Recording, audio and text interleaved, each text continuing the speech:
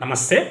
రాష్ట్రంలోని engineering pharmacy కాలేజీల వ్యవస్థ బాగుపడాలి అంటే, అందులో చదువుతున్న విద్యార్థుల భవిష్యత్తు బాగుపడాలి అంటే, పనిచేస్తున్నటువంటి ఉద్యోగుల భవిష్యత్తు బాగుండాలి అంటే ఖచ్చితంగా రాష్ట్ర ప్రభుత్వం ఏదైతే కమిట్మెంట్ అయి ఫీజు రియంబర్స్మెంట్ ఉందో ఆ ఫీజు రియంబర్స్మెంట్ను దశల వారీగా రిలీజ్ చేయాల్సినటువంటి అవసరం అయితే ఉంది.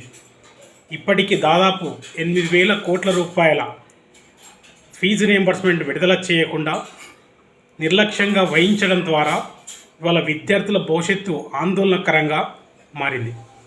అంతేకాకుండా పనిచేస్తున్నటువంటి ఉద్యోగులకు జీతాలు ఇవ్వకుండా నిర్లక్ష్యంగా వహిస్తున్నటువంటి కాలేజీలు. కారణం ఫీజు రియంబర్స్మెంట్ రావడం లేదు, మా దగ్గర డబ్బు లేదు, మేము ఇవ్వలేకపోతున్నామని చెప్పడం ద్వారా ఇవాళ ఉద్యోగుల పరిస్థితి ఆందోళనకరంగా మారింది.